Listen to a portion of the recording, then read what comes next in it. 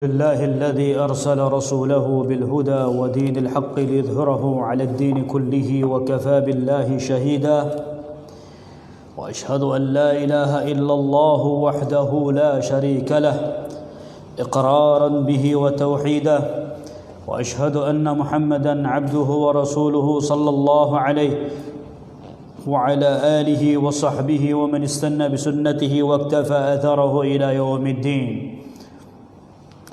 يا أيها الذين آمنوا اتقوا الله حق تقاته ولا تموتن إلا وأنتم مسلمون.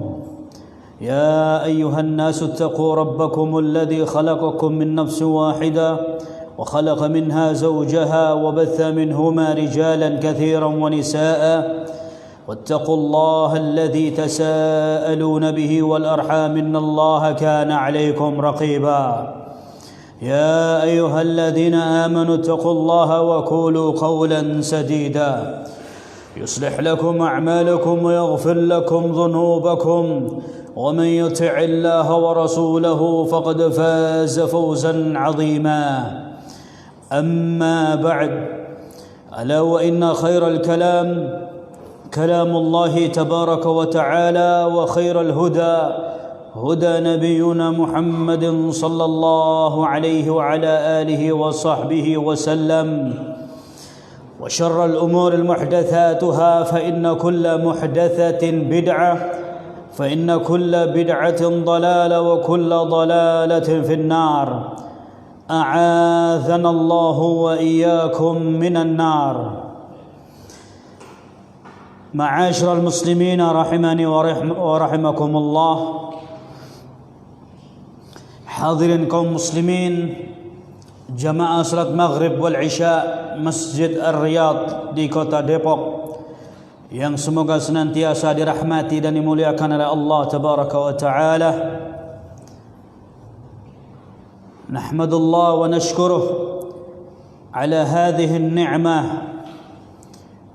التي قد أنعم الله علينا من نعمة الإسلام ونعمة الإيمان ونعمة الاستقامة على هذا الدين. Kita bersyukur kepada Allah Subhanahu wa taala atas segala karunia dan kenikmatan yang telah Allah limpahkan kepada kita, baik itu dari nikmatul Islam, nikmatul iman, wa nikmatul istiqamah ala hadha ad-din. Fasalawatullahu rabbi wa salamu alayhi wa ala alihi al-mutahharin وعلى أصحابه الكرام وعلى من سار على نهجه واستنى بسنته واكتفى أثره إلى يوم الدين. Salawat dan salam tak lupa semoga senantiasa tercurahkan kepada junjungan kita baginda Nabi alaihi salatu wassalam serta keluarga dan para sahabatnya, dan bagi barang siapa yang mengikuti jejak beliau sampai yaumil qiyamah.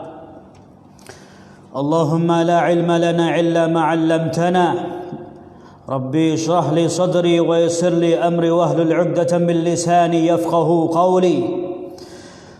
أخوة الإيمان رحمني الله وإياكم، نواصل في درسنا في شرح الأحاديث الأربعين النووية للإمام النووي رحمه الله تعالى، وشرحه من علمائنا منهم الإمام النووي ابن دقيق العيد، عبد الرحمن ناصر السعدي، والشيخ محمد بن صالح العثيمين رحمة الله عليهم. Kitab yang banyak disyarah oleh para ulama. Kitab Al-Arba'in An-Nawawi banyak disyarah oleh para ulama wal masyayikh wa talabatul ilm. Kitab yang kecil tapi memiliki kandungan kumpulan ahadits yang mulia. Taib ikhwani fid din, azzani Allah wa iyyakum. Kita memasuki pada hadis yang ke-17. Bismillahirrahmanirrahim. Qala al-muallif rahmatullahi alayhi, الرفق والإحسان. عن أبي يعلى شداد ابن أوس رضي الله عنه عن رسول الله صلى الله عليه وسلم قال إن الله كتب الإحسان على كل شيء، فإذا قتلتم فأحسنوا القتلى، وإذا ذبحتم فأحسنوا الذبح، وَلْيُحِدَّ أَحَدُكُمْ شَفْرَتَهُ وَلْيَرِحْ ذَبِيحَتَهُ. Rawahu Muslim. Hadis yang ke-17, Al-Rifq wal-Ihsan, yaitu untuk kita senantiasa berbuat baik. Dari hadisnya Abi Ya'la Shaddad ibnu Aus radhiyallahu anhu, dari Nabi sallallahu alaihi wasallam, beliau bersabda, "Innallaha katabal ihsana ala kulli syai'."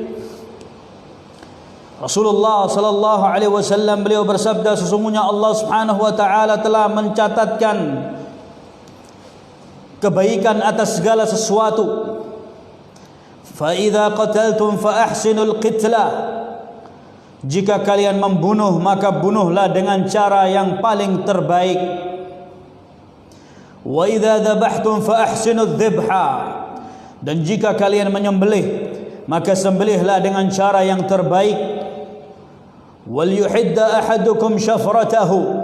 Dan hendaklah kalian ketika hendak menyembelih hewan kurban, maka hendaklah kalian mengasah atau menajamkan pisau kalian. Wal yarih dzabihatahu. Maka buatlah nyaman sembelihan-sembelihan kalian. Hadis ini diriwayatkan oleh Al-Imam Muslim di dalam sahihnya.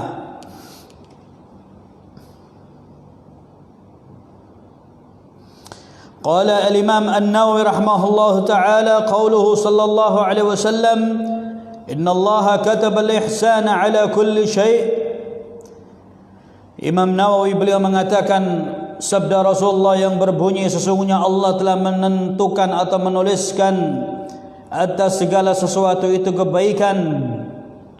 Wa min jumlatil ihsan 'inda qatlil muslim fil qisas ay yatafaqqada alatul qisas.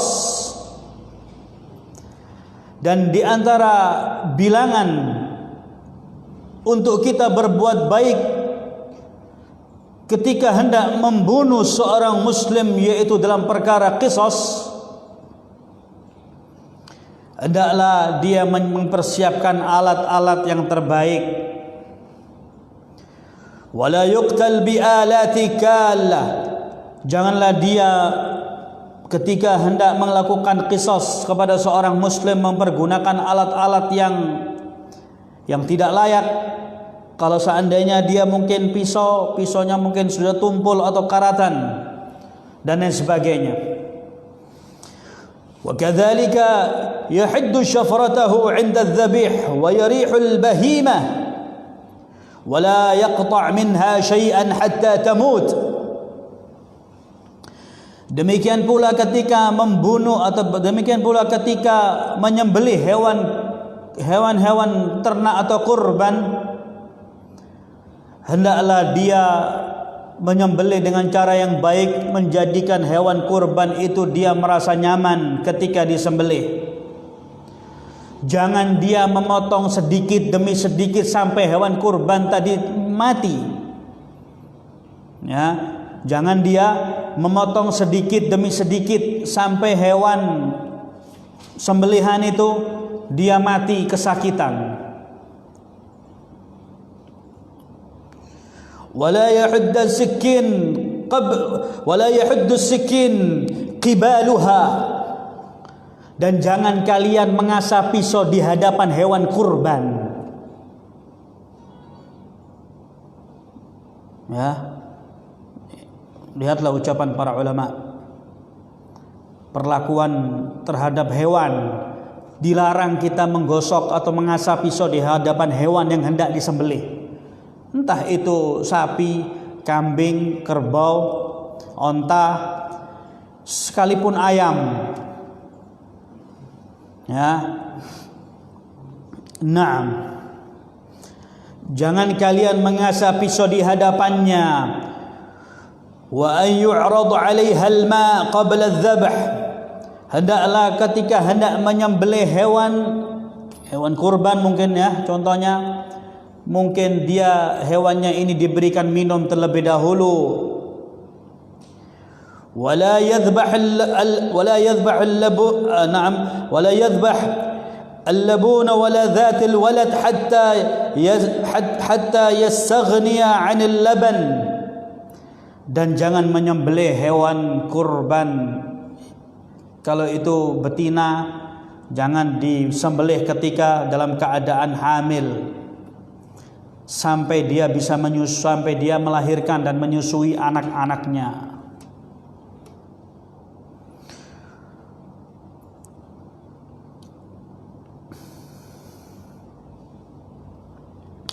قال الإمام ابن دقيق العيد رحمة الله عليه: القتلى بكسر القاف وهي الهيئة والحالة، والذبحة بكسر الذال وبالضم.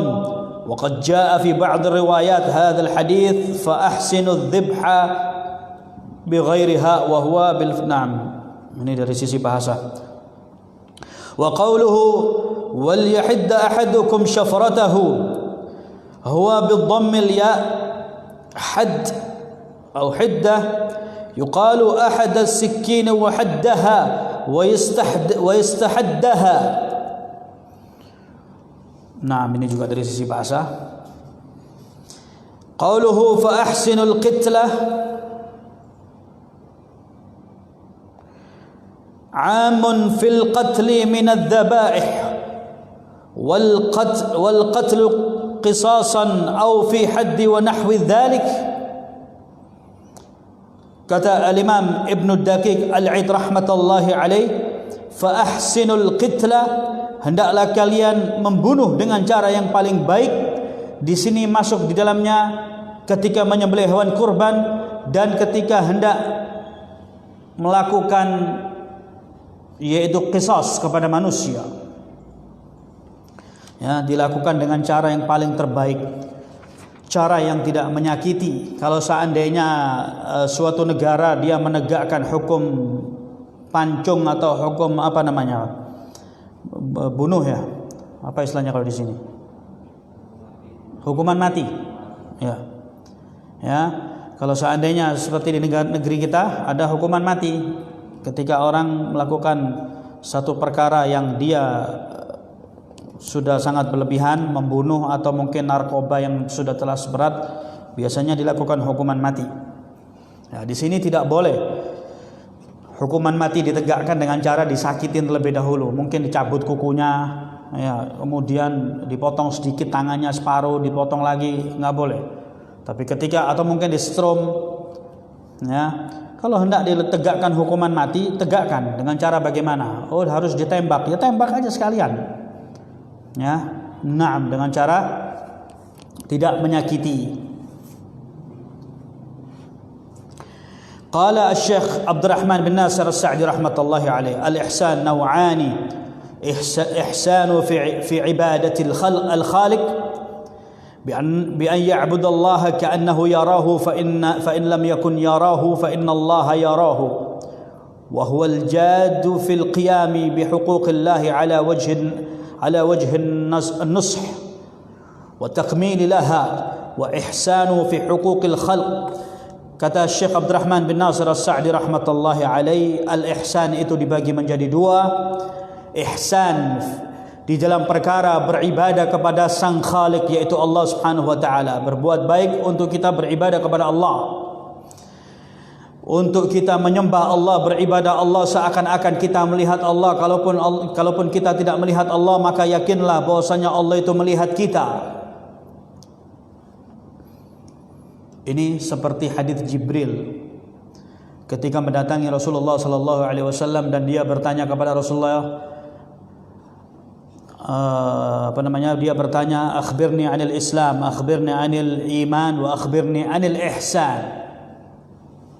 Ya, Jibril datang kepada Rasulullah dengan wujud manusia dan dia duduk di hadapan Rasulullah, kemudian dia bertanya dengan beberapa pertanyaan, beritahukanlah kepadaku tentang apa itu Islam, apa itu iman, dan apa itu al-ihsan. Kemudian ketika sampai pada pertanyaan mal ihsan, maka Rasulullah sallallahu alaihi wasallam beliau bersabda,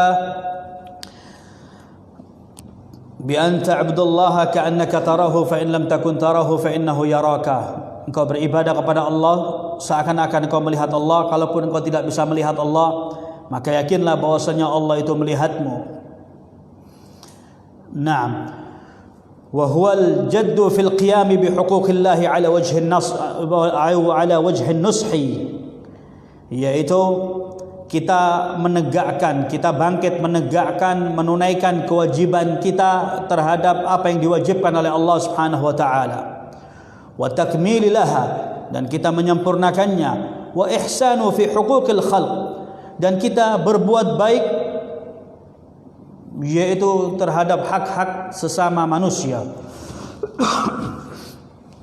Ya, wa ihsanu fi huquqil khalq, dan kita berbuat baik yaitu kita berbuat baik sesama manusia.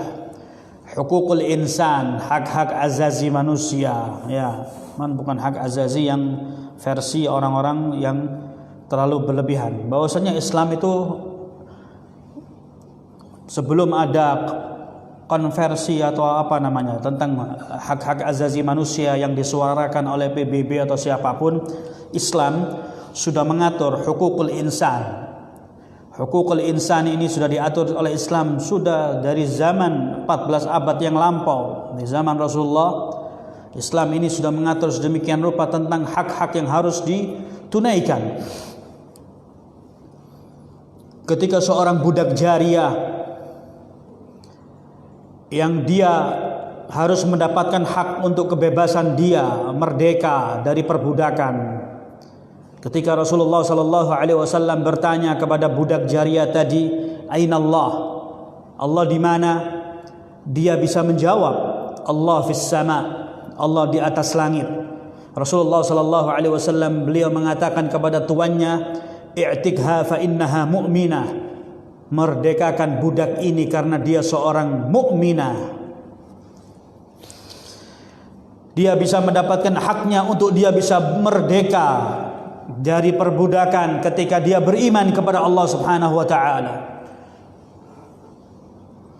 Kemudian hak yang harus ditunaikan antara seorang hamba kepada Allah Subhanahu wa taala. Ma haqqullahi 'alal ibad wa ma haqqul ibadi 'ala Allah. Apa haknya seorang hamba yang harus ditunaikan kepada Allah, dan apa kewajiban yang harus diterima ketika seorang hamba dia beribadah kepada Allah. Fa inna haqqallahi 'alal ibad an ta'budallaha wa la tusyriku bihi syai'a.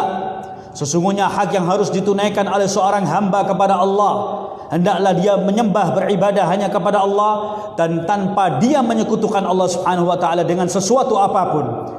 Ini merupakan haknya seorang hamba. Dia berhak untuk beribadah kepada Allah Subhanahu wa taala tanpa dia menyekutukan Allah Subhanahu wa taala. Wa haqqullahi 'alal 'ibad alla yu'adziba man la yusyriku bihi syai'a. Dan hak yang harus didapatkan oleh seorang hamba ketika dia sudah beribadah kepada Allah, maka dia berhak untuk mendapatkan, untuk dia tidak diazab oleh Allah Subhanahu wa taala. Ini sudah ada beberapa hak. Kemudian hukukul jar, hak-hak bertetangga dalam Islam sudah diatur sedemikian rupa. Islam mengatur bagaimana kita harus berbuat baik kepada tetangga.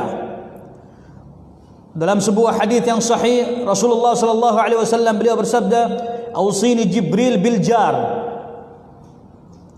Faka'annahu dhanantu annahu sayuwarrithuh. Jibril telah datang kepadaku dan berwasiat kepada diriku untuk aku berbuat baik kepada tetangga.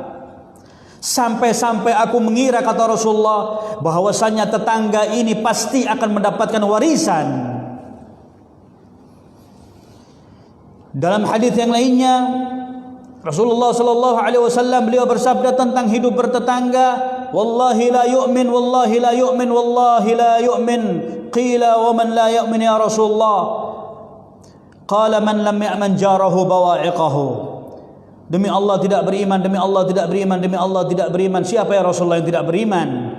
Yaitu orang-orang yang dia tidak bisa memberikan rasa aman dan nyaman kepada tetangganya. Ternyata tetangga memiliki hak untuk dia berhak hidup dalam kehidupan rumah tangganya dengan layak, aman dan nyaman, tanpa dia mendapatkan gangguan dari tetangganya. Berarti hak bertetangga ditunaikan dalam Islam.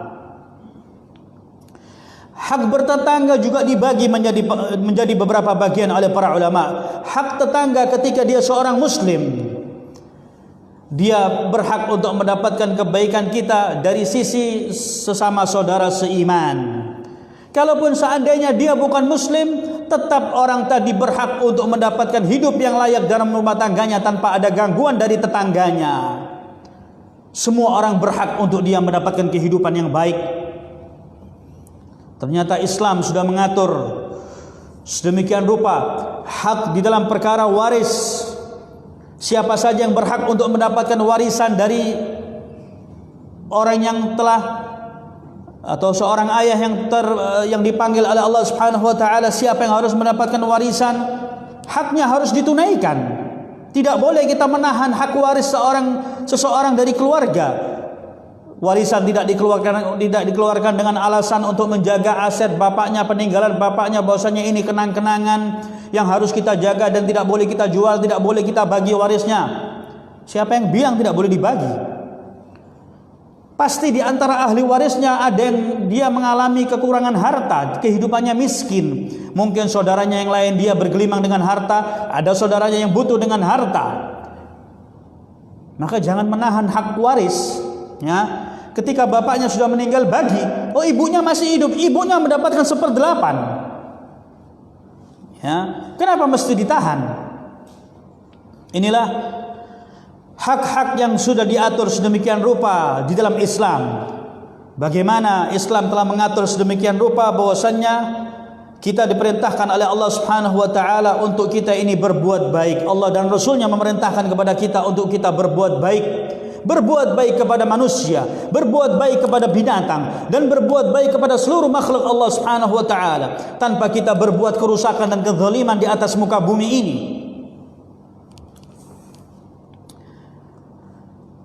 Seorang sahabat yang mulia, Abu Darda radhiyallahu anhu, ketika detik-detik ajal hendak menjemput nyawanya, sudah dekat sakaratul maut, nyawa hendak dicabut ketika itu, dia memiliki seekor onta yang dia beri nama Damun. Dia melihat dari luar, atau dia melihat keluar, melihat ontanya. Lalu dia mengatakan kepada ontanya, "Ya Damun, la tukhasimni ghadan 'inda Rabbi, fa inni wallahi la ahmiluka illa ma tutiqa." Wahai Damun, wahai ontaku, janganlah kelak esok di yaumil qiyamah engkau adukan aku kepada Allah Subhanahu wa taala. Demi Allah, aku tidak pernah memberikan beban yang berat kepada dirimu. Abu Darda memberikan hak yang baik kepada ontanya. Abu Darda, setiap ontanya dipinjam oleh orang lain, Abu Darda senantiasa berpesan kepada yang pinjam, tolong jangan engkau berikan beban yang berat kepada ontaku. Luar biasa. Kepada binatang ternak dia bisa memberikan kehidupan yang layak dan baik untuk dia tidak menyakiti binatang ternaknya. Naam, inilah bagaimana tingkat ihsan.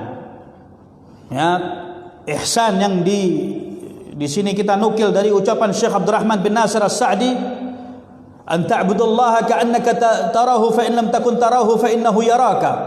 Al-ihsan ini adalah derajat yang paling tinggi, yaitu dia beribadah kepada Allah seakan-akan dia melihat Allah. Kalaupun dia tidak bisa melihat Allah, yakinlah bahwasanya Allah itu melihatmu. Ini al-ihsan. Qala Syekh Abdurrahman bin Nasir As-Sa'di, wa aslul ihsan al-wajib. Dan sesungguhnya pada dasarnya perbuatan ihsan itu adalah hukumnya wajib. An taquma bi huquqihim al-wajiba. Kal qiyami bi birri al-walidain wa silatil arham wal insafu fi jami'il muamalat bi i'ta'i jami'i ma 'alayka min al-huquq. Pada dasarnya berbuat baik itu hukumnya wajib. yaitu hendaklah kita menegakkan hak-hak yang diwajibkan atas diri kita. Contohnya yaitu kita menegakkan, kita berbakti, berbuat baik kepada kedua orang tua kita, berbuat baik kepada kedua orang tua kita. Allah Subhanahu wa taala berfirman dalam Al-Qur'an, "Wa qada rabbuka alla ta'budu illa iyyah wa bil walidaini ihsana." Allah telah mewasiatkan, Allah berwasiat. Wa qada ay wassa rabbuka. Allah berwasiat kepada kalian, hendaklah kalian berbuat alla ta'budu illa iyyah, hendaklah kalian hanya beribadah kepada Allah Subhanahu wa taala, wa bil walidaini ihsana, dan hendaklah kalian berbuat baik, berbakti kepada kedua orang tua kalian. Hak yang harus kita tunaikan kepada kedua orang tua kita, yaitu kita berbuat baik, berbakti kepada mereka berdua. Kalaupun seandainya salah satu di antara mereka meninggal dunia, tetap kita harus berbuat baik di antara salah satu di antara keduanya. Wakhfid lahuma janahadh dhulli minar rahmah. Rendahkan dirimu di hadapan keduanya dengan penuh rasa cinta kepada keduanya. Ini perintah Allah. Perintah Allah bagi anak-anak yang dia masih tersisa orang tuanya, untuk kita berbuat baik. Wala takul lahuma uffin wala tanharhuma.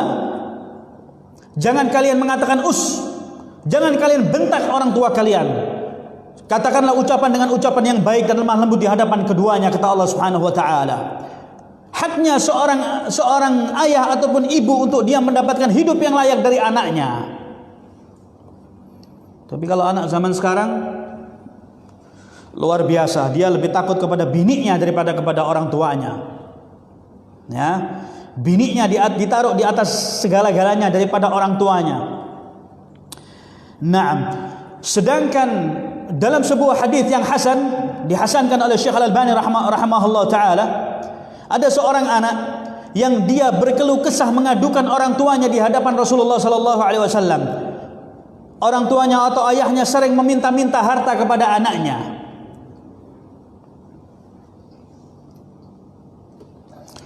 Kemudian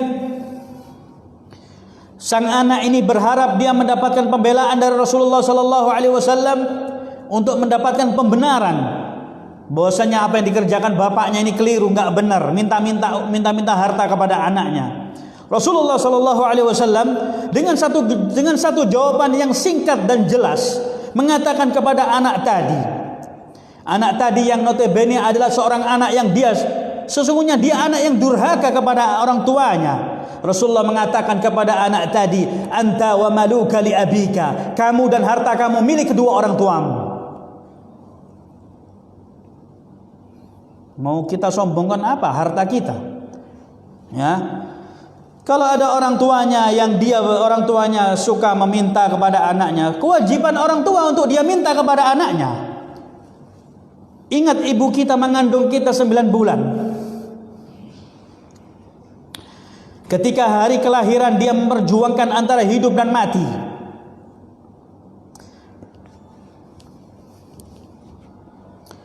Bagaimana perjuangan seorang ibu, dia belain anaknya dalam kandungannya, dalam perutnya, dia belai perutnya. Diajak berdialog anak dalam perutnya. Kemudian ketika hendak melahirkan, perjuangan antara hidup dan mati.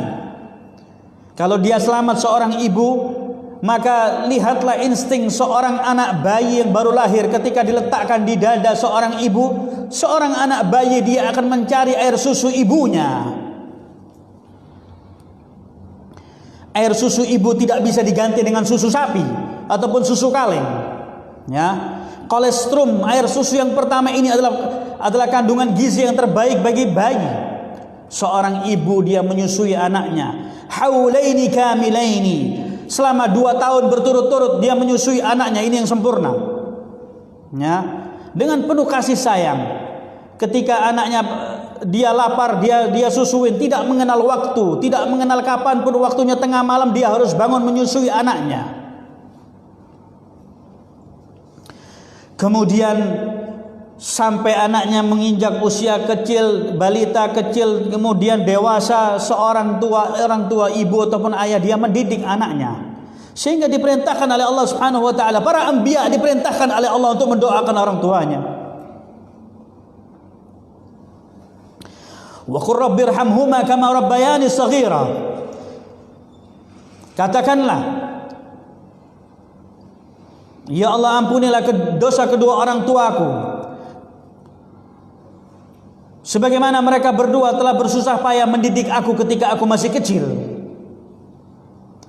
Ketika sudah menginjak dewasa dan ketika seorang anak sudah bekerja dan dia sudah menikah, maka dia lupa bahwasanya dia masih memiliki orang tua di kampung halamannya.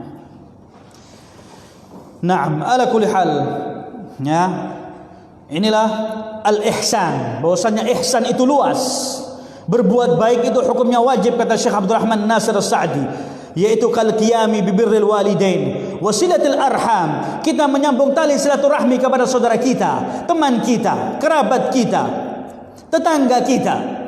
Dalam hadis disebutkan bahwasanya la yahillu imri'in an yahjura akhahu fawqa thalatha. Tidak halal bagi seseorang untuk dia menghajar, tidak tegur sapa kepada saudaranya lebih dari 3 hari, kata Rasulullah sallallahu alaihi wasallam. La yahillu imri'in an yahjura akhahu fawqa thalatha. Tidak halal bagi seorang untuk dia memutuskan tali silaturahmi kepada saudaranya melebihi 3 hari, kata Rasulullah. Wal insafu fi jami'il muamalat, dan kita berlaku adil di setiap muamalah kita. La ifrat wa la tafrit, tidak menggampangkan bermudah-mudahan dan tidak berlebihan. Bi i'ta'i jami'i ma 'alaika min al-huquq, yaitu dengan kita menegakkan kewajiban, mana hak-hak yang harus kita tunaikan. Kama annaka ta'khudh malak waqiyan, sebagaimana Anda mengambil sebagian harta Anda, yaitu ketika kita mengambil harta kita, kemana harta ini hendak kita belanjakan. Tentunya kita memiliki kos masing-masing, seperti perusahaan. Setiap perusahaan itu pasti dia memiliki kos, di mana dia memiliki mana hak yang harus ditunaikan terlebih dahulu. Oh, ini ada hak yang harus ditunaikan. Contohnya mungkin di awal bulan apa yang harus dilakukan? Oh, harus dilakukan adalah membeli keperluan A, B, C, D dan sebagainya. Ketika di akhir bulan dia harus membayar gaji karyawannya. Ya, ini juga merupakan hak. Bagaimana dia bisa memanage hartanya untuk dia mengeluarkan harta itu tepat pada tepat sasarannya di dalam bermuamalah.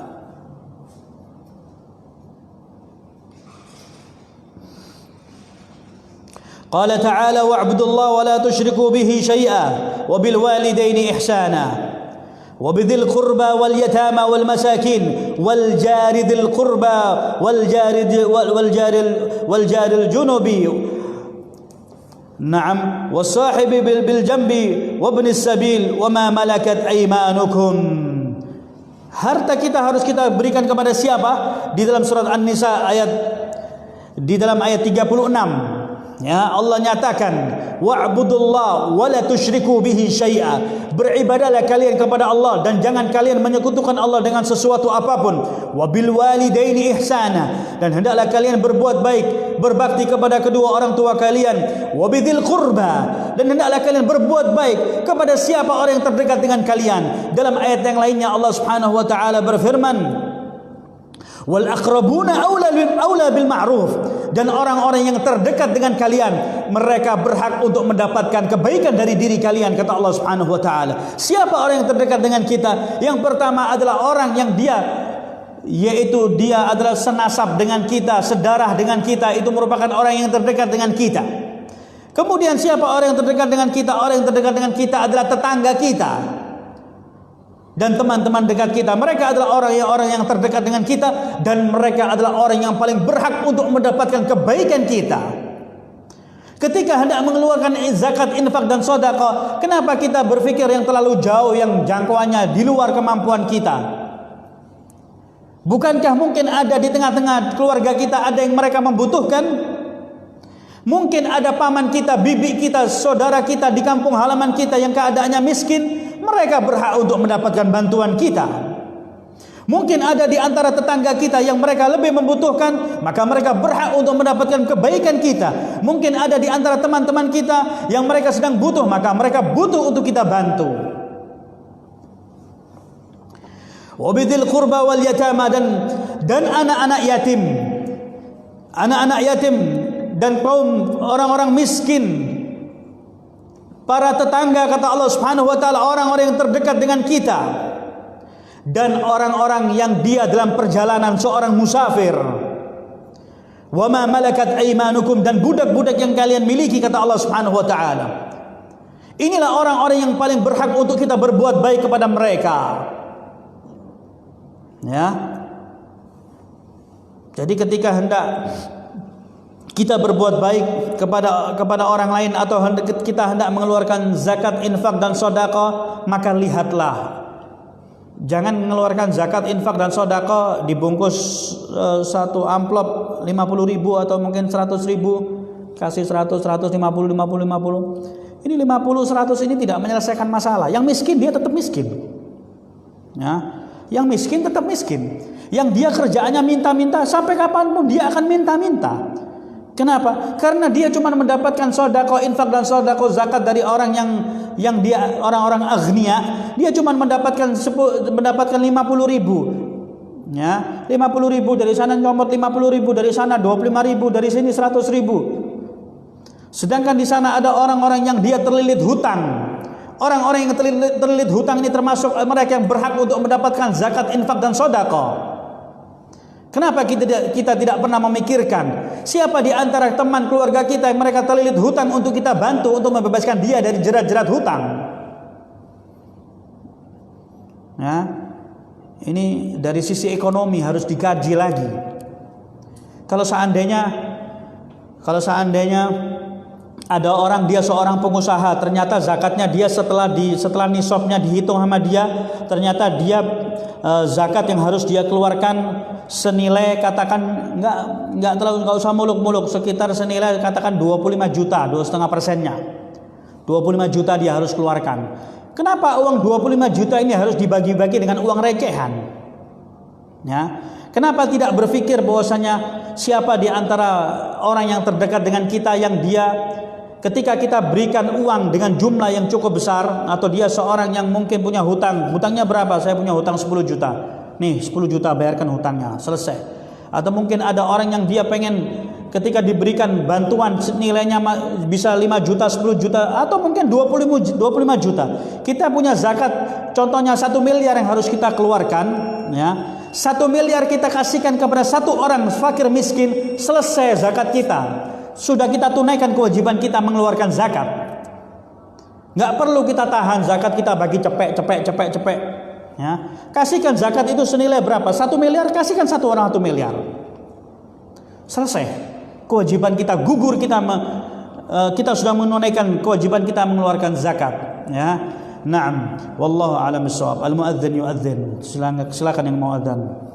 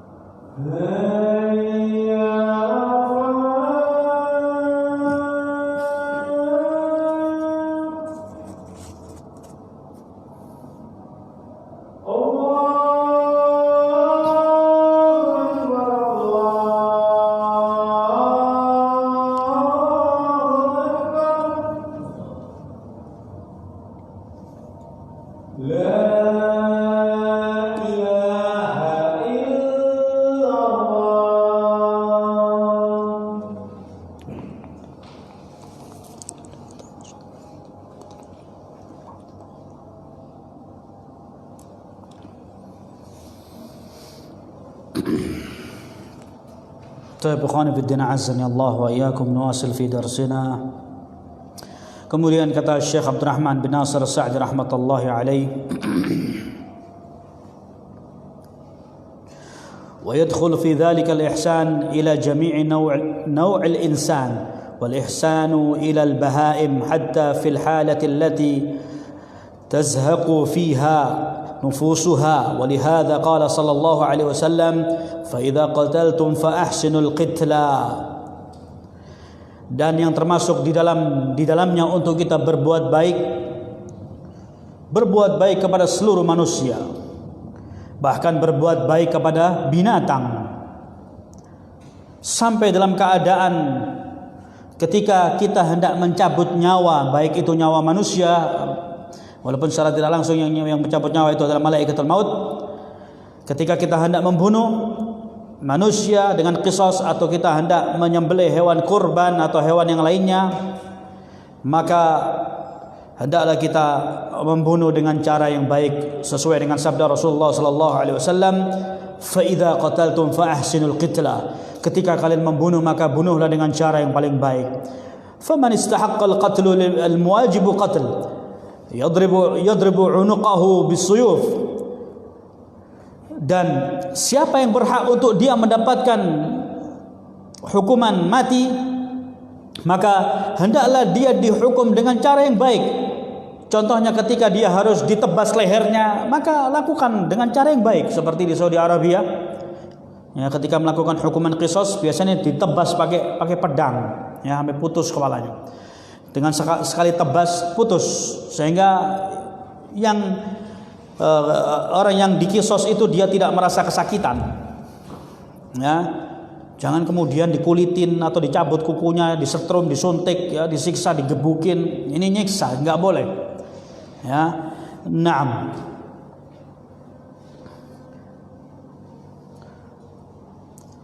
Wa min duni taghyir wal tamthil.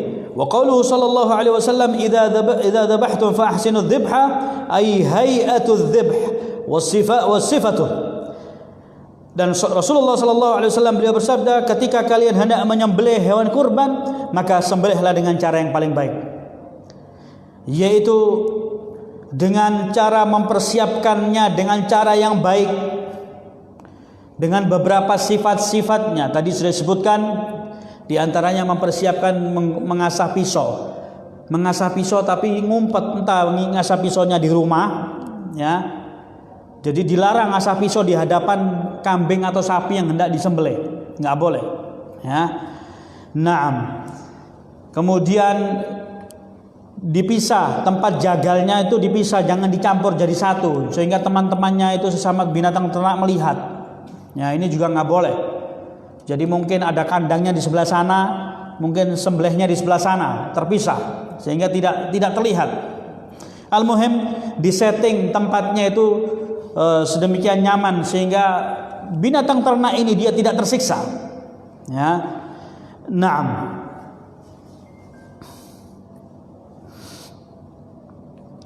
Qala أي هيئة الذبح وصفاته ولهذا قال وليحد أحدكم شفرته أي سكينه.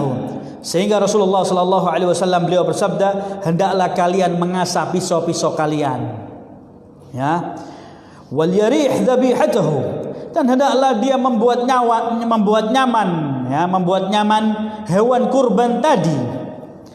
فإذا كان العبد مأمورا بالإحسان إلى من استحق man istahaqqa al-qatl min al-adamiyyin wa bi ihsani dhibha ma yuradu dhibha min al-hayawan fa kaifa bi ghairi hadhihi al-hala.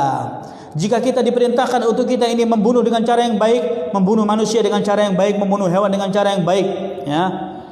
Lalu bagaimana dengan yang selainnya? Wa'lam anna al-ihsan al-ma'mur bihi naw'an. Sesungguhnya perbuatan baik ini, al-ihsan ini ada dua, kata Syekh Abdurrahman bin Nasir As-Sa'di. Yang pertama adalah hukumnya wajib. Yang wajib berbuat baik kepada siapa? Kepada orang tua. Wajib hukumnya, ya. Naam. Hukum atau ihsan berbuat baik ini ada dua. Yang pertama adalah wajib, wa huwal insafu fil qiyami bima yajibu 'alaika lil khalqi bihasbi ma tuwajjihu 'alaika min al huquq. Yang pertama adalah wajib, yaitu untuk kita ini senantiasa berlaku adil, ya, insaf, untuk kita ini menegakkan kewajiban atas diri kita kepada makhluk Allah, untuk kita memberikan haknya dengan baik. Nah, tadi sudah saya sebutkan di antara kewajiban atau yang hak yang wajib untuk kita tunaikan berbuat baik itu kepada siapa? Kepada orang tua. Ya. Hak itu hak mutlak yang harus kita tunaikan, berbuat baik kepada orang tua. Wa tsani إحسان مستحب وهو ما زاد على ذلك من بذل نفع بدني أو مالي أو عملي أو توجيه لخير ديني أو مصلحة دنيوية فكل معروف صدقة وكل ما أدخل السرور على الخلق صدقة وإحسان وكل ما أزال عنهم ما يكرهون ودفع عنهم ما لا يرتضون من قليل أو كثير فهو الصدقة وإحسان. Kemudian yang kedua, kata Syekh Abdurrahman bin Nasir As-Sa'di, yaitu berbuat baik itu hukumnya mustahab, yaitu perkara yang dicintai,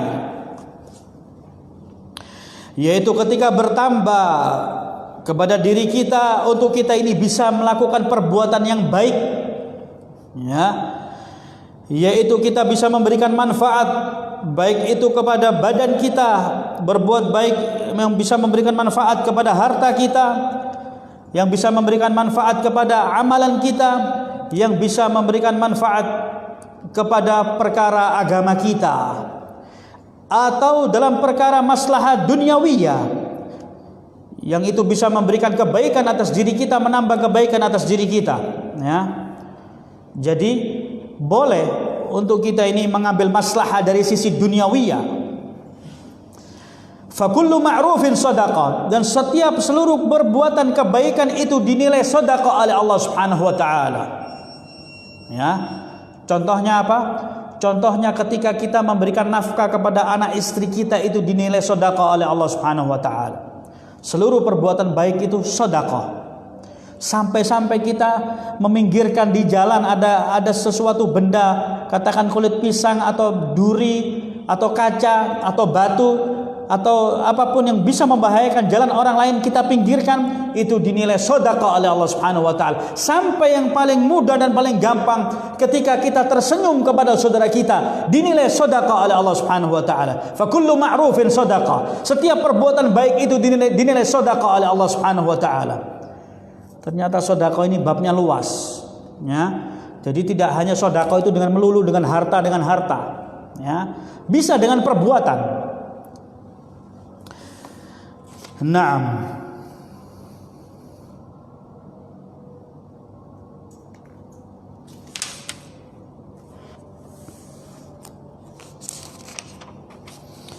Qala Syekh Ibnu Utsaimin rahmatullahi alaihi, al-ihsanu dhiddul isaa'ah wa huwa ma'ruf. Kata Syekh Ibnu Utsaimin, semoga Allah merahmatinya, al-ihsan itu lawan dari perbuatan jelek. Al-ihsan itu perbuatan baik, lawannya adalah perbuatan jelek. Wa huwa ma'rufun, kataba bima'na syara'a. Kataba, innallaha kataba al-ihsan.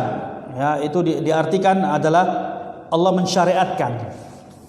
Ya, Allah mensyariatkan. Wa qauluhu ala kulli syai'in, atas segala sesuatu. Alladhi yadhhar annaha bima'na fi kulli syai'in. Ya, ala kulli syai'in, yaitu artinya yang nampak adalah secara zahirnya ya segala sesuatu. Innallaha katabal ihsanu ala kulli syai'in. Allah mensyariatkan untuk kita berbuat baik kepada sesuatu, segala sesuatu. Yani anna al-ihsan laysa khassa fi bani Adam, bal huwa 'amun fi kulli syai'. Kata Syekh Ibnu Utsaimin, berbuat baik itu tidak dikhususkan hanya untuk berbuat baik kepada sesama manusia, tapi berbuat baik itu kepada seluruhnya. Ya. Berbuat baik kepada binatang, ya, seluruh makhluk Allah, dia berhak untuk mendapatkan kebaikan dari kita, untuk kita berbuat baik kepadanya. Fa idza qataltum fa ahsinul qitla wa idza dhabhtum fa ahsinudz dzibha wa hadha min al-ihsan. Kata Syekh Ibnu Utsaimin, jika kalian membunuh maka bunuhlah dengan cara yang baik, dan jika kalian menyembelih maka sembelihlah dengan cara yang baik. Ini semua termasuk di dalam perbuatan baik. Kata Syekh Ibnu Utsaimin rahmatullahi alaihi, wa qauluhu fa idza qataltum, dan ucapan Rasulullah sallallahu alaihi wasallam, dan jika kalian membunuh, hadza hinal qatl min bani Adam aw mimma yubahu qatluhu aw yusinnu min al hayawanat min wuhushi wa ghairiha. Ketika kamu membunuh, kata Rasulullah, ini di dalamnya, termasuk dalamnya ketika kita membunuh manusia. Ya. Tadi sudah disebutkan bagaimana tidak boleh kita ini ketika hendak menegakkan hukuman mati, qisas dan sebagainya dengan cara menyakiti. Demikian pula kepada binatang. Ya.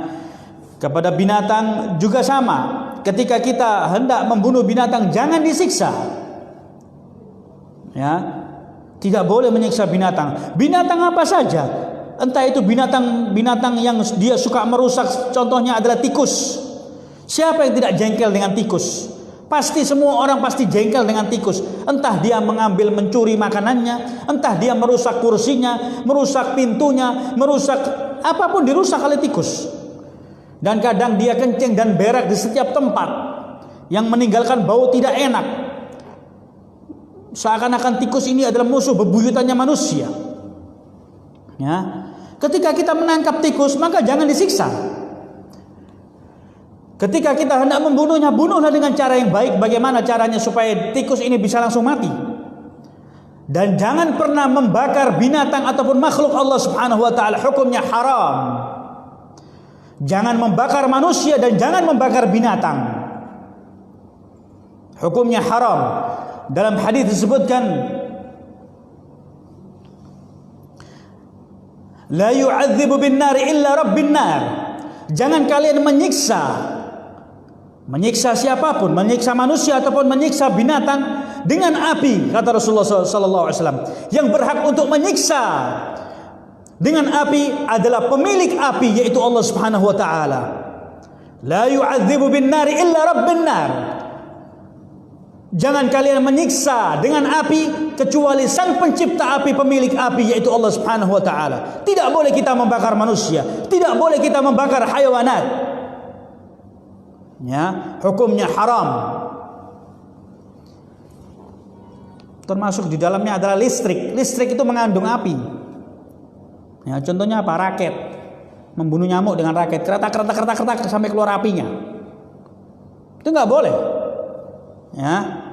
Jadi yang di rumah punya raket, buang raketnya, kecuali buat nyetrum maling nggak apa-apa. Kalau ada pencuri, setrum aja pakai raket, itu nggak apa-apa. Ya. Tapi untuk membunuh nyamuk nggak boleh. Lebih baik pakai minyak taruh di piring, tempeleng itu, nyamuknya nempel semua di mana?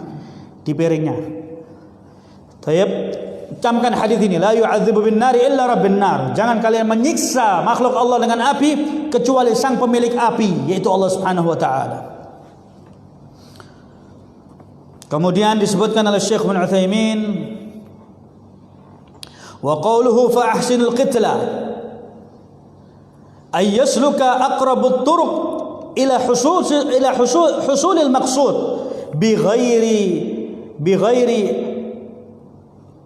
adzabahu, lakinna yuraddu ala hadha ma thabata min rajmi zani al-muhsan.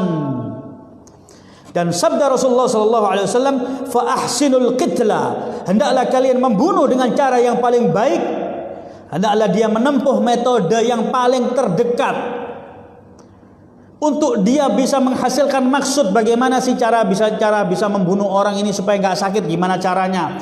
Atau bagaimana ketika hendak menyembelih hewan itu supaya enggak sakit, gimana caranya? Ya. Maksud tujuannya apa? Maksud tujuannya untuk membunuh. Tapi dia mencari metode cara yang tidak menyakitinya. Kecuali di sana yang harus ditegakkan adalah hukum rajam bagi seorang yang muhsan, seorang yang dia sudah menikah dan dia berbuat zina, maka harus ditegakkan rajam dengan cara dia dibenamkan di tanah, kemudian dilempari dengan batu sampai nyawa dicabut oleh malaikatul maut, dan ini tersiksa. Ya, ini boleh. Hukum rajam. Ya, ini menyiksa, sakit. Memang itu yang harus ditegakkan. Ini hukuman, merupakan hukuman memberikan pembelajaran kepada yang hidup. Wala taqrabuz zina. Jangan kalian coba mendekati perkara zina, kata Allah Subhanahu wa taala. Ketika orang yang dia mendekati zina, terjerumus dalam perbuatan zina dan dia sudah menikah, maka kalau seandainya suatu negeri itu ditegakkan syariat Islam, maka dia berhak untuk mendapatkan hukum rajam dari negara. Ya, dilemparin batu sampai nyawa dicabut, berdarah-darah, dia sakit. Ya, tapi itulah hukum Islam. Dan ini bukan suatu bentuk kedoliman atau bentuk kekejaman, tapi ini bentuk pembelajaran kepada orang yang masih hidup, untuk mereka jangan coba-coba untuk mendekati zina. Ya, pintu-pintu zina ditutup, jangan kita mendekati zina. Jadi kata Syekh Ibnu Utsaimin rahmatullahi alaih, jadi mengambil metode tata cara untuk membunuh manusia ataupun binatang dengan cara yang paling terbaik, bagaimana caranya? Ada metode yang paling bagus, paling baik, ambil caranya. Kecuali di sana hukum apa? Hukum rajam, ya. Naam, hukum rajam bagi seorang pezina yang dia muhsan. Muhsan itu adalah orang yang dia sudah menikah dan dia berzina. Ya. Ini laki-laki bandel atau perempuan yang bandel, sudah punya pasangan masing-masing, masih dia tetap doyan untuk dia berbuat zina. Ketika hukum Islam ditegakkan, maka dia berhak untuk mendapatkan hukum rajam. Ya. Naam. Wal wajib anhu ay yuqal innahu, naam, wal wajib anhu ay yuqal innahu mustathna min al hadith. وإما أن يقال المراد فأحسن القتلى موافقة الشرع وقتل المحصن بالرجم موافقة للشرع. Dan yang wajib, yang harus dikatakan kepada orang yang mungkin dia untuk mencoba untuk memprovokasi, untuk menggembosi, mengatakan bahwasanya hukum rajam itu terlalu kejam, ya, enggak sesuai dengan hukukul insan, dengan hak azazi manusia, yang mana manusia ini dia berhak untuk mendapatkan hidup yang layak dan lain sebagainya. Katakan kepada mereka bahwasanya hukuman rajam ini sesuai dengan syariat Islam. Ya. Naam.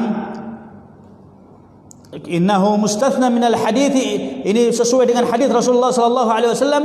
Wa imma ayyuqal al murad fa ahsinul qitla muwafaqatu syara' wa qatlul muhsan birrajmi muwafaqatu lisyar'i.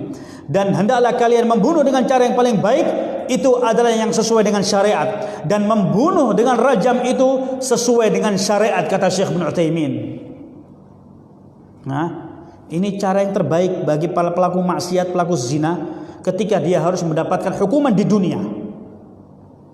Ya, pelaku zina itu sebetulnya dia kalau dia ingin terbebas dari dosa di yaumil qiyamah, dia minta untuk dia dibebaskan dosa dengan cara dirajam, dan ini yang terbaik. Termasuk dalam hadis tadi, fa ahsinul qitla, bunuhlah dengan cara yang baik. Bagaimana orang yang berzina, seorang muhsan, dia sesuai dengan syariat, harus ditegakkan dengan dibunuh dengan cara yang baik. Mungkin orang melihat bahwasanya terlalu kejam, orang dilemparin batu sampai mati. Tapi inilah yang terbaik dalam Islam untuk membebaskan dia dari hukuman Allah di yaumil qiyamah. Ya. Naam, ketika orang sudah dia dilakukan hukum rajam, dan pernah seorang wanita mendatangi Rasulullah sallallahu alaihi wasallam. Seorang wanita tadi dia mengakui bahwasanya dia telah berbuat zina. Rasulullah melihat wanita tadi dalam keadaan hamil. Kata Rasulullah, pulang wanita tadi. Dia balik lagi setelah dia melahirkan, dia bawa bayinya. Ya Rasulullah, saya sudah melahirkan. Tahhirni, sucikan diriku ya Rasulullah. Aku seorang wanita pezina ya Rasulullah. Sucikan dosaku. Kata Rasulullah, pulang. Dia bawa bayi pulang. Kemudian sampai anaknya itu sudah menginjak balita, dia mendatangi Rasulullah sallallahu alaihi wasallam dengan membawa sekantong makanan. Dia kembali lagi kepada Rasulullah, ya Rasulullah, tahhirni, sucikan diriku ya Rasulullah. Ana imra'atun zaniyah, aku seorang wanita pezina ya Rasulullah, sucikan diriku. Ketika melihat anaknya sudah mulai agak gede dan ketika ibunya membawakan sekantong makanan, maka Rasulullah memerintahkan kepada para sahabat untuk mempersiapkan tempat untuk dilakukan perajaman.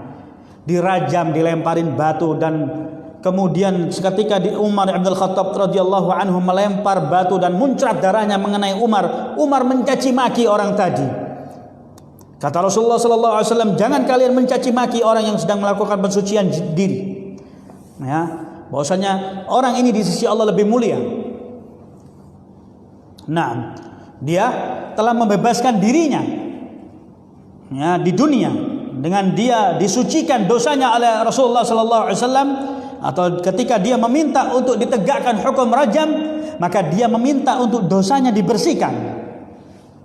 Maka jangan kita mencaci maki orang yang ketika ditegakkan hukum rajam, ya. Rasulullah marah ketika Umar bin Khattab radhiyallahu anhu mencaci yaitu wanita yang sedang dilakukan rajam tadi. Rasulullah mengatakan bahwasanya dosa atau pahala orang ini sudah diampuni. Dosa orang ini sudah diampuni oleh Allah Subhanahu wa taala, ya. Naam. Jadi hukum rajam ini, kata Syekh Ibnu Utsaimin, ini sesuai dengan syariat. Fa idza qataltum fa ahsinul qitlah, jika kalian membunuh-bunuhlah dengan cara yang baik. Rajam bagian dari syariat Islam dan ini adalah hukuman yang terbaik, membunuh dengan cara yang terbaik. Ya. Jangan kemudian ada orang mengatakan terlalu kejam, orang dilemparin batu sampai mati. Tidak. Tapi inilah syariat Islam, yang mana Islam memberikan jalan yang terbaik, dia dibunuh dengan cara yang terbaik.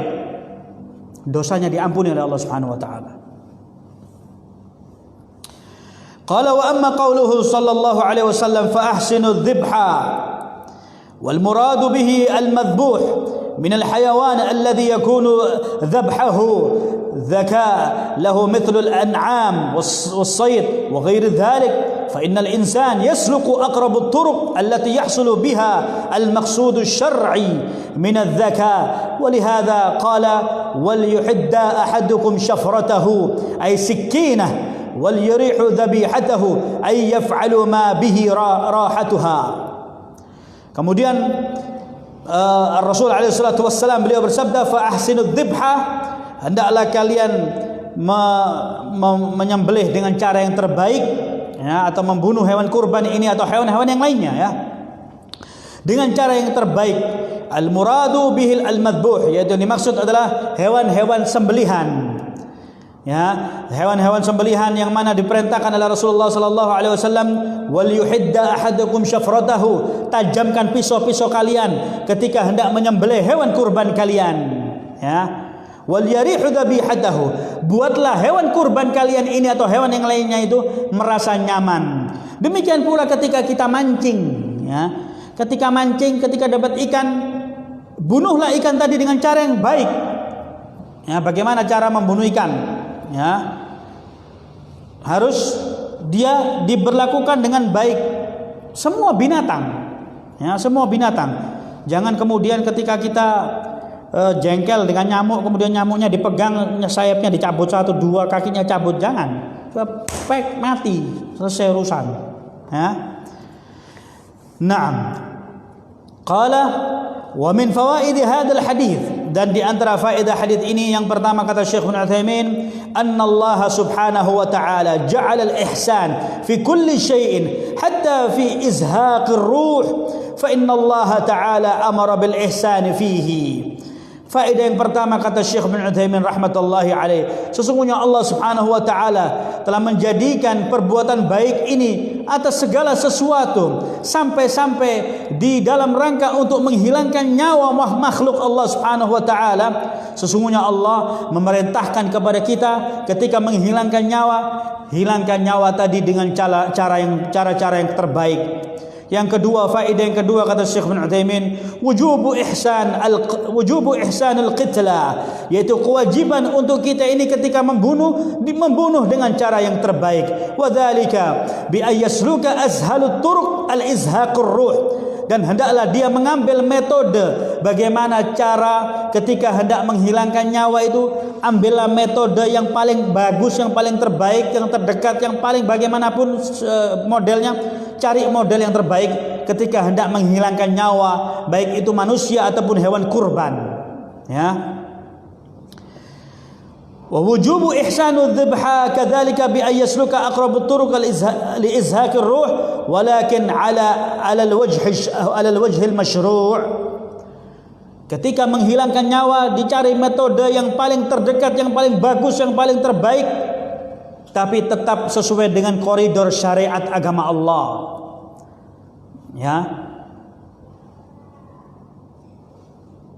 Di sini di Depok ini, di daerah Parung itu ada tempat penyembelihan sapi. Memang dia bos sapi ya, bisnisnya jual daging sapi. Dia impor dagingnya dari Australia, bukan dagingnya, sapinya maksudnya ya. Dia impor sapinya dari Australia. Australia itu punya standarisasi ketika hendak menyembelih sapi, itu ada standarisasinya. Itu sudah dianggap sama mereka, sama orang non-Islam ini sudah dianggap terbaik. Dianggap bahwasanya ketika menyembelih langsung itu terlalu kejam terhadap binatang, dianggap sama mereka kejam banget. Mereka punya metode. Bagaimana? Mereka punya pistol, bukan pistol untuk membunuh manusia. Pistol entah pelurunya pelor atau apa, karet atau apa. Itu sapi ditembak kepalanya. Ya, itu standarisasi yang terjadi di Australia dan New Zealand. Ya, jadi importir sapi di Indonesia ketika mereka mendapatkan sapi jatuh kuota dari Australia, itu mereka dikasih pistolnya, dikasih pelurunya, dan dihitung sama mereka dari Australia. Sudah benar nggak SOP-nya? Kalau SOP-nya tidak sesuai, dicabut sama Australia, nggak dikasih sapi. Yang di Parung itu ditembak kepalanya sampai jatuh. Jadi seakan-akan dibuat pingsan sementara. Ya, ditembak, des, jatuh sapinya, baru disembelih sama mereka. Ini menyiksa. Ya. Ketika ada teman yang kerja di sana, kita tanya, nggak boleh, antum kerja di sana haram hukumnya. Ya gimana ini SOP-nya dari Australia seperti itu, dan pelor satu pun dihitung sama Australia. Ya. Jadi perlu diketahui oleh bapak-bapak. Jadi sapi yang diimpor dari Australia itu SOP-nya seperti itu, ditembak dulu kepalanya sampai jatuh baru disembelih. Jadi sapinya setengah sadar, pingsan. Ya, lebih baik beli ke tukang jagal yang tradisional aja, yang dia diikat, dibanting, baru disembelih. Lebih aman. Sapi lokal benar. Ya, sapi lokal dia lebih halal insya Allah. Sapi lokal dia lebih halal daripada sapi impor. Karena sapi impor dia diproses seperti itu. Harus ditembak kepalanya sampai pingsan baru disembelih. Ya. Naam, ini yang terjadi. Qala thalithan talabu tafaqqad al-alat adh-dhabh liqouli sallallahu alaihi wasallam wal yuhidda ahadukum syafratahu. Lihat yang ketiga hendaklah dia memilih alat-alat yang dia menjadikan hewan yang hendak disembelih ini dia bisa merasa nyaman.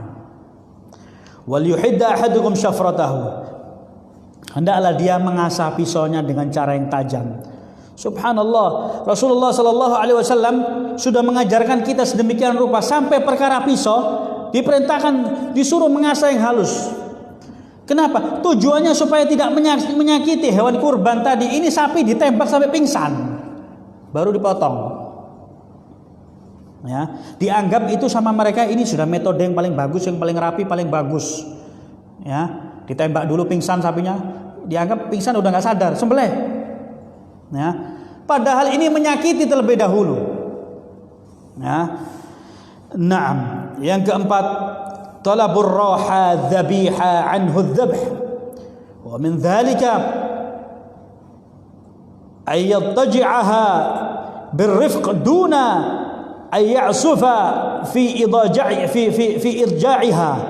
Wa min dzalika aidan ay yad'a rijlahu ala 'unuqiha wa yada' qawaimaha al-arba'a al-yadaini war-rijlaini biduni imsak. لأن ذلك أبلغ في إرحاتها وحريتها في الحركة ولأن ذلك أبلغ في خروج الدم عنها فكان أولى.